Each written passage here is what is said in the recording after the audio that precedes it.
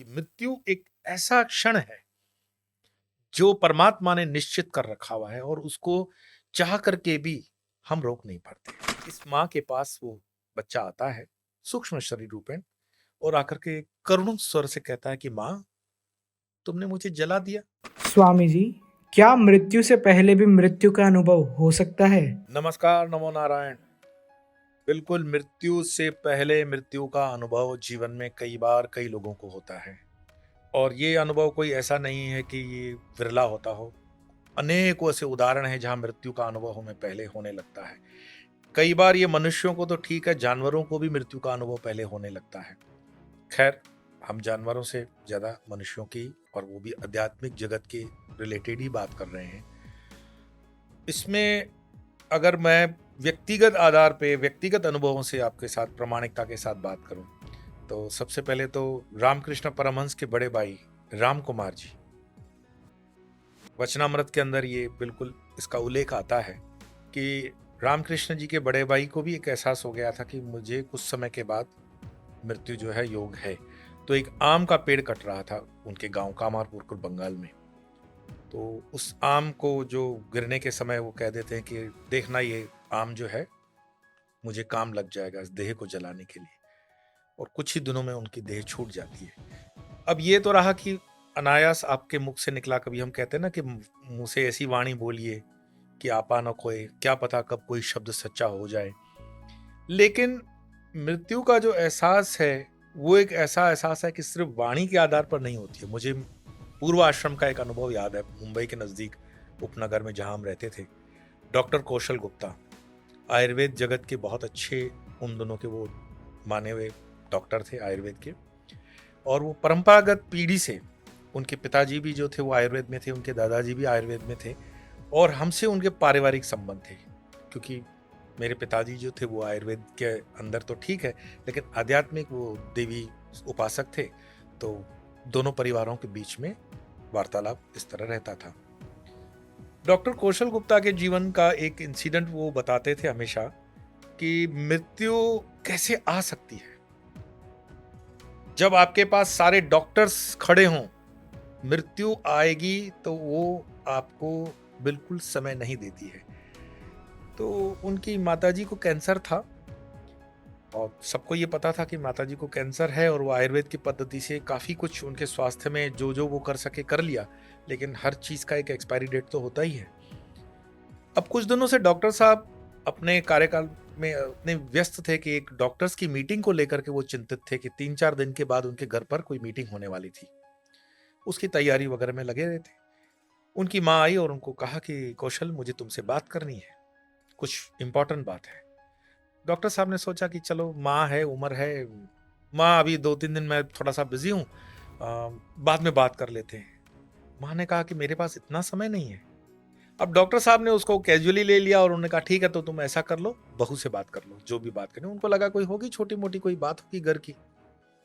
अब उनकी माँ जाकर के अपनी बहू से बात कर रही है कि देखो, तुम्हारे ससुर जी आए थे कल मेरे पास। ससुर जी मतलब एक्सपायर हो चुके हैं। तो बहू ने सुना कि ठीक, जी माँ जी, तो बताया है कि वो परसों आने वाले हैं मेरे पास शाम को 5 बजे, और वो मेरे लिए लाएंगे। मृत्यु की तैयारी करने के लिए मुझे बोले रथ में बिठा कर ले जाऊंगा। बहू को लगा कि माँ जो है शायद उम्र के हिसाब से या बीमारी के हिसाब से अनाप शनाप बोल गई होंगी। उस चीज को उन्होंने भी सीरियसली नहीं लिया। डॉक्टर साहब अपने शब्दों में कहते हैं कि पूरे परिवार ने इस बात पर ध्यान नहीं दिया। माँ ने इस चीज को 3-4 बार कहा कि पिताजी आने वाले हैं तुम्हारे, तो कुछ पूछना करना हो तो पूछ लो अभी, और क्योंकि मुझे जाना है तुम्हारे पिताजी के साथ। आखिर वो दिन भी आता है जिन दिन डॉक्टर की मीटिंग है उनके घर पे। सारे डॉक्टर्स आ चुके हैं और मीटिंग चल रही है। समय हो रहा है 4:30-5 का, वही, और ये वही दिन है जब उन्होंने अपने बहू को कह रखा था कि तुम्हारे ससुर जी आएंगे और मुझे ले जाएंगे। 5 बजे का समय बनता है, संध्याकालीन सूर्यास्त का सर्दियों वाली गुलाबी वो मौसम रही होगी। वो अपने बहू को बुलाती है कि बेटा, तुम्हारे ससुर जी आ गए। अब वो देख रही है कि ससुर जी तो आए तो दिख तो नहीं रहे हैं, और वो दरवाजे की तरफ इशारा कर रही है, देखो वो बाहर खड़े हैं। बहू थोड़ा सा उनका ढारस बनाने के लिए कहती है, जी माँ, आप थोड़ा सा जल ग्रहण कर लीजिए। बोलती जल ग्रहण करने का समय नहीं है, तुम ऐसा करो कौशल को बुला लो। बहू को पता है कि डॉक्टर साहब तो मीटिंग में है। उन्होंने कहा माँ वो मीटिंग चल रही है।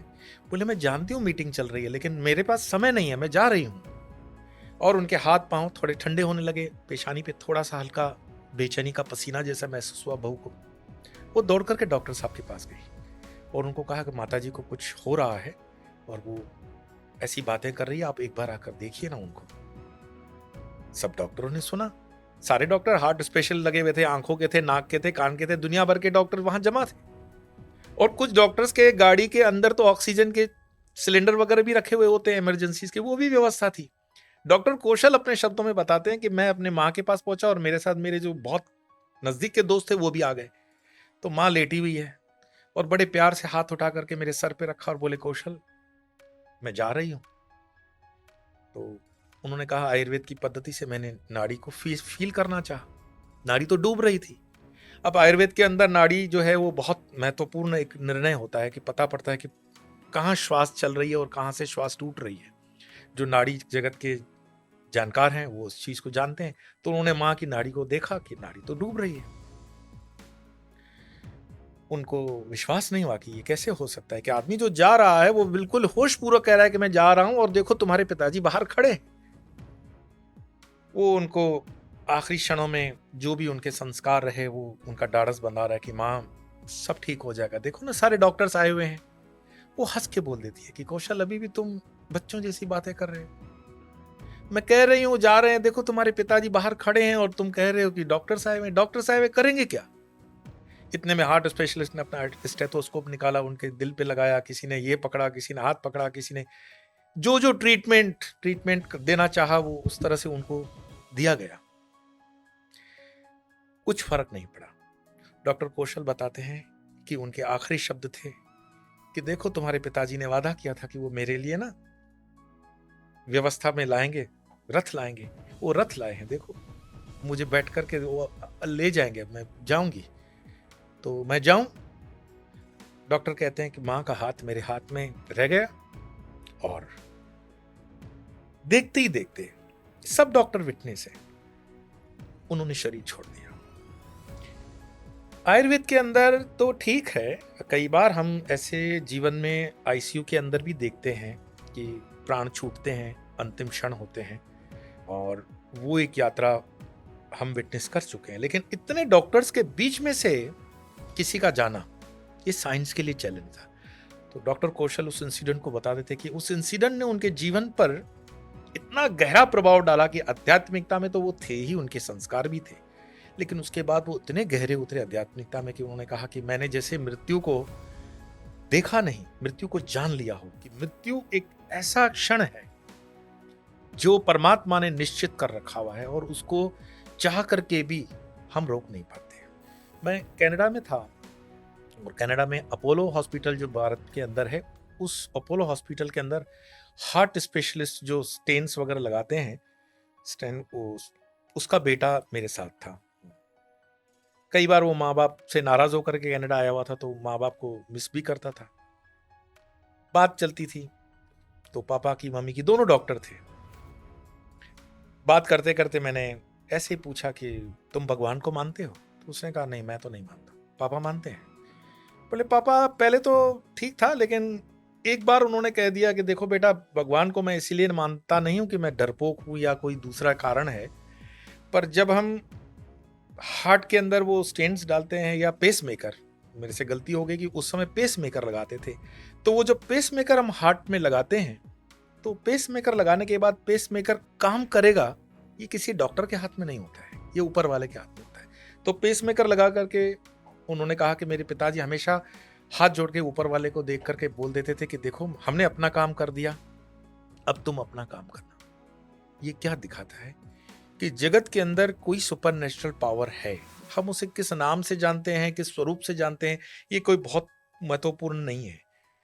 और ऐसे मृत्यु के आवाज के मैं अगर आपके साथ शेयर करने जाऊं, मेरे बचपन के अंदर मेरी कजिन थी और उस कजिन के दादी बूढ़ी सी, जिसे हम कल्पना में रहते हैं ना, वो कागज की कश्ती, वो वाला जो गज़ल हम जगजीत सिंह का गाते हैं, नानी की जुड़ियाँ, नानी का वो कहानियाँ, तो वो उनकी दादी थी और दादी कुछ कारणसर उनके घर से अलग रहती थी। भोजन ले जाने का संबंध था कि वो बहू भोजन बना करके टिफ़िन में उनके घर पहुँचाएगी। वो अकेले ही पूजा पाठ करती, बिल्कुल सफ़ेद वस्त्र, जबकि उनके पति जीवित थे। मतलब मेरे कज़िन के दादा जो थे वो जीवित थे, तो उनको सुहागन के वेश में होना चाहिए था। एक बार मैंने अपनी मम्मी से ही पूछ लिया, माँ से, कि जो अम्मा जी हैं वो सफ़ेद कपड़े क्यों पहनती हैं? उनको तो सफ़ेद कपड़े नहीं पहनना चाहिए। तो उन्होंने कहा कि उनके जीवन में एक बहुत बड़ी ट्रेजेडी हो गई। क्या ट्रेजेडी हुई? आज भी हमारे बड़े बुजुर्ग जो हाँ दादी नानी होती हैं वो कहते हैं कि रात को बेटा सोने समय ना मुंह में से एक कुल्ला करके पानी पी के सो जाना। हमने कभी पूछा नहीं क्यों। तो ये इंसिडेंट ऐसा हो गया कि दादी के 3 4 5 बच्चे, जो भी उस जमाने में तो बच्चे बहुत होते थे, लेकिन ये जो बच्चा था, शरारत से कहो या जो भी कारण रहा हो, कि पानी पीना भूल गया या पानी पीने की वजह से उसको जो भी कष्ट हुआ, अगले दिन उसको मृत पाया गया। शरीर में चेतना नहीं थी। गोई नाम था उस लड़के का, माँ ने बताया वो बच्चे का नाम गोई था। प्यार का नाम घर का होगा गोई, गोविंद वगैरह होगा उसका अपभ्रंश करके, जैसे हम अपना नाम देते हैं तो गोविंद नाम रहा होगा। अगले दिन जब उसके दादाजी वगैरह आए, सारे लर्नड लोग थे, पढ़े लिखे थे, काफी वेदांत के पंडित वगैरह थे, उन्होंने वही नाड़ी देखी, मस्तिष्क देखा, घर की उसकी गर्माश देखी, शरीर में कोई चेतना नहीं थी। कोई 12 15 साल का बच्चा था वो। जब चेतना नहीं देखी तो निर्णय किया गया कि अब इसको अंत्येष्टि कर दी जाए, क्योंकि वो 15 के ऊपर होगा, तो अंत्येष्टि अग्नि से कर दी गई और उस बच्चे को जला दिया गया। उसी रात इस माँ के पास वो बच्चा आता है सूक्ष्म शरीर रूपेण, और आकर के करुण स्वर से कहता है कि माँ, तुमने मुझे जला दिया, मैं तो जिंदा था। माँ की तो हालत आप समझ सकते हो क्या हुआ होगा। उसने कहा, नहीं बेटा, हमने तुम्हें बहुत हिलाया डुलाया, बहुत देर तक हमने इंतजार किया कि तुम आ जाओ। बोले, नहीं माँ, मैं बिल्कुल जिंदा था। तो बोले, कैसे, कहाँ रह गए तुम? तो बोले, क्या हो गया कि जब मैं रात में सोने का जा रहा था, तो सोने के बाद मुझे ऐसा लगा मुझे बहुत प्यास लगी है। और वो याद है, उस मंदिर की तरफ पानी के घड़े रहते हैं, मैं स्कूल से जब आता हूँ, पाठशाला से जब आता हूँ, तो वो घड़े में से पानी उठा के पीने की मुझे आदत है। उस जमाने में बड़े बड़े घड़े रास्ते पर भी लोग भर कर रखते थे। आजकल तो पानी, ये धर्म भी निकल गया हमारे समाज से। उस समय मुझे याद है कि रास्तों पर पानी हुआ करता था, हम भी स्कूल जाते हुए उसमें से पानी वगैरह पीते थे कभी कभी। तो बोले, रात में बहुत प्यास लगी तो मैं उस घड़े की तरफ निकल गया। जब मैं कह रहा हूं कि मैं उस घड़े की तरफ निकल गया, इसका मतलब शरीर सो रहा था और सूक्ष्म चेतना निकल करके वो घड़े की तरफ चली गई जहां उसकी खिंचाव था, और उस घड़े की तरफ उसने पानी पीने के लिए अंदर कुछ जो भी किया होगा, और दूसरा कोई व्यक्ति आया, उसने फिर से ढक्कन खोल करके उस ढक्कन को बंद किया, और वो कहता है कि मैं मटके के अंदर ही रह गया। फिर जब बहुत समय के बाद वो खोला गया, तब तक तो देर हो चुकी थी, मैं आया तो तुम लोग मुझे जला चुके थे। माँ ने ये सुना और उसके पिताजी को बताया कि बहुत अनर्थ हो गया हमसे। और ये इंसिडेंट जो मैं बता रहा हूँ, ये प्रत्यक्ष मेरे अनुभव का है। मतलब वो दादी माँ भी मैंने देखी, उनके पिताजी को भी देखा, उनके बाकी भाई भतीजे जितने भी थे, सारे पूरे परिवार, हमारा पारिवारिक संबंध था उनके साथ। अम्मा भी वो किस्सा बताती थी कि हालांकि ये विज्ञान के दृष्टि से तो कहीं पे भी ठहरता नहीं है किस्सा, लेकिन है। कभी कभी सूक्ष्म मन, आप देखते हो, यात्रा करता है। आप जब सोने जाते हो तो मृत्यु का आभास, जब मैं कहता हूं तो सिर्फ मृत्यु से इसको जोड़ करके नहीं देखें। कोई भी आत्मा की छोटी सी आस, पानी का कुल्ला इसीलिए पी के सोते हैं कि पूरे दिन के अंदर हो सकता है कई चीज हमारे मन में आई हो और उस चीज की तरफ हमारा खिंचाव चला जाए। तो पानी एक ऐसा काम करता है, पानी के अंदर बहुत ही भगवान ने इतनी प्रॉपर्टीज दे रखी हैं कि वो हर चीज में आपका आध्यात्मिक काम कर लेता है। कुल मिलाकर के मृत्यु का एहसास जीवन के पहले भी होता है, बाद में भी होता है, और ये बहुत रहस्यमय है। हमें सिर्फ यही देखना है कि अध्यात्म जगत से किन शास्त्रों के माध्यम से हम अपने लक्ष्य तक पहुंचते हैं। गीता है, गुरु है, ज्ञान है, गायत्री है। ये सब कुछ बताने का मतलब यही है कि आप आस्थावान रहें, श्रद्धावान रहें, भगवान में आपकी आस्था बने और भगवान सर्वोपरि है। ये पूरी कायनात जो चल रही है उसकी व्यवस्था का कोई व्यवस्थापक है, बस इसी को मानने के लिए ये पूरी मैं कहानियाँ आपके साथ बताता हूँ। किसी और अन्य कहानी के साथ जो सच्ची होगी, आपके मन को, मेरे मन को छू जाए, आध्यात्मिकता में हमें आगे बढ़ाए, उसका फिर से हम जिक्र करेंगे इसी चैनल पर जिसका नाम है स्वामी योग। तब तक के लिए